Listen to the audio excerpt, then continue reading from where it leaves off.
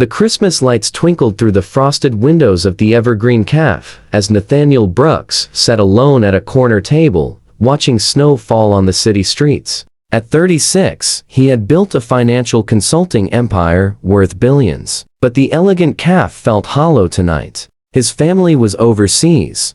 His recent engagement had ended badly, and he found himself spending Christmas Eve surrounded by strangers in expensive coats, discussing quarterly earnings. He was reviewing documents on his tablet when a voice interrupted his solitude.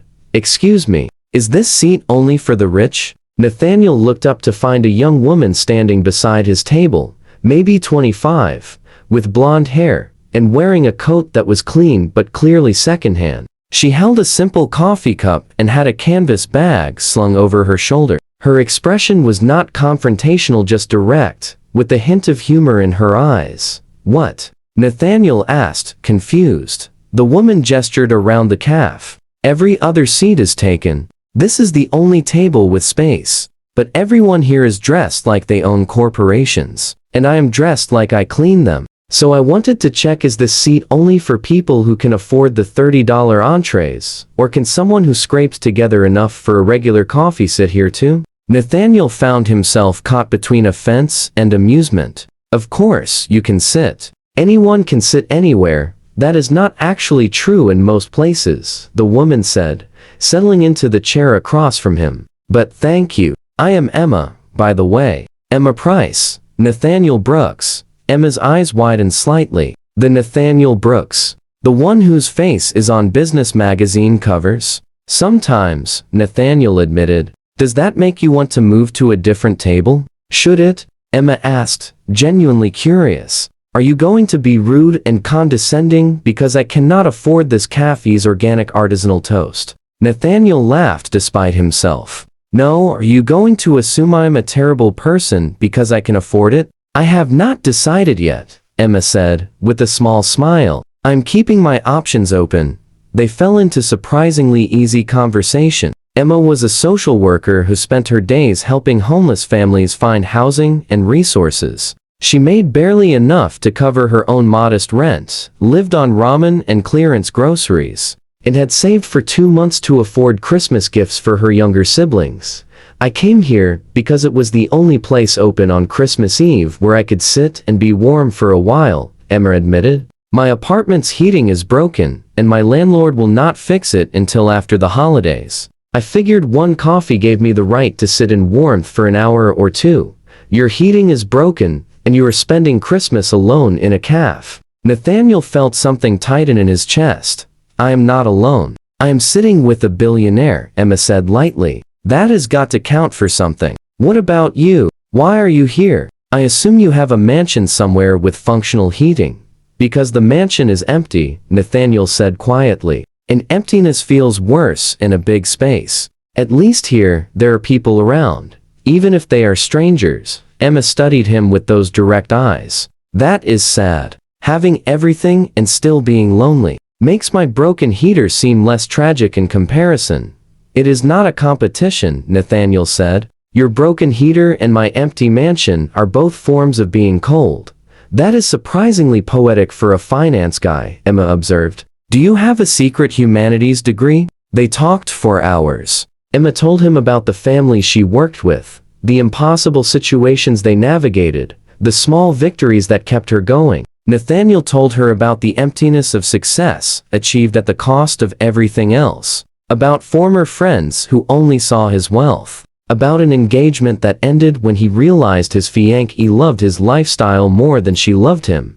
"You know what I think?" Emma said, as the cafe began preparing to close. "I think you're sitting here on Christmas Eve because you were scared to be alone with yourself. Because if you stop moving and achieving and working, you might have to face how unhappy you actually are."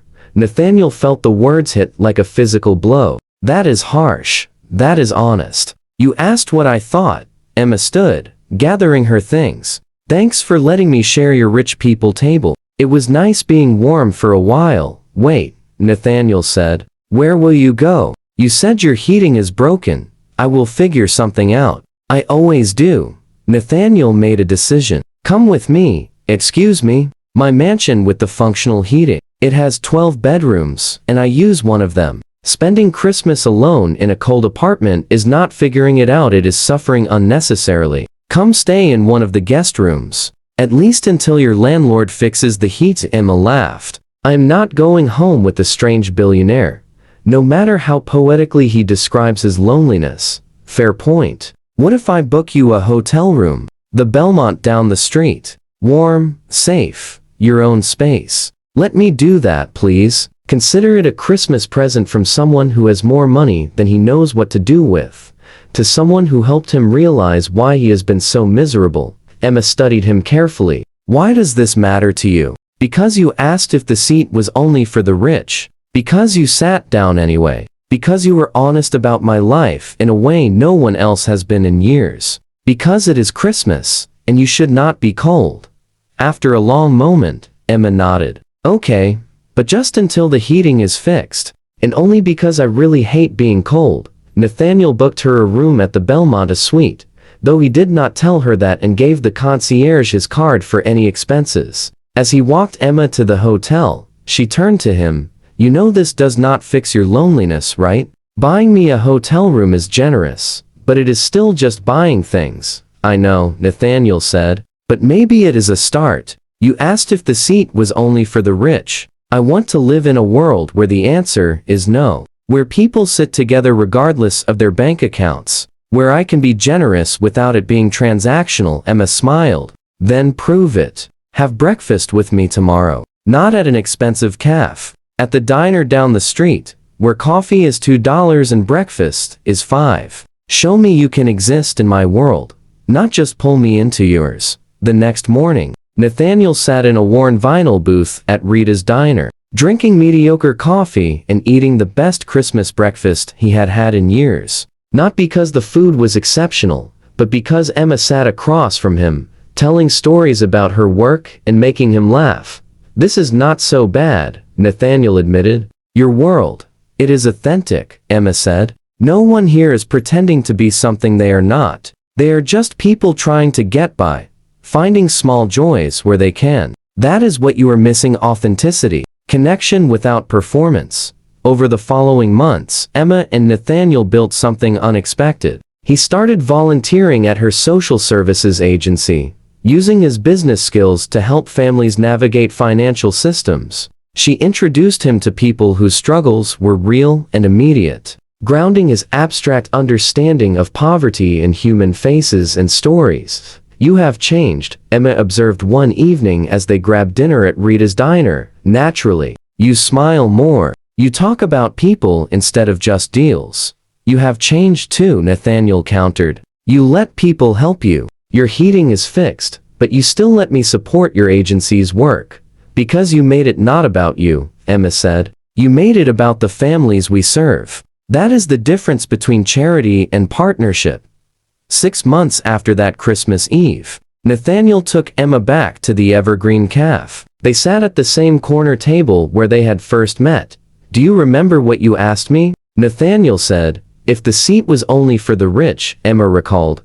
You taught me that the answer should always be no. That wealth without humanity is just emptiness with expensive furniture. That the richest thing I could do was open my world to someone who showed me how closed off I had become. He pulled out a small box. Emma, will you marry me? Not because I can provide you with material things, but because you provided me with something more valuable: authenticity, purpose, connection. You showed me how to be human again. Through her tears, Emma smiled. Yes, but only if you promise we still go to Rita's diner for breakfast, and that you never forget the difference between buying people's time and earning their trust. I promise, Nathaniel said. How could I forget? You asked one simple question and changed my entire understanding of what matters.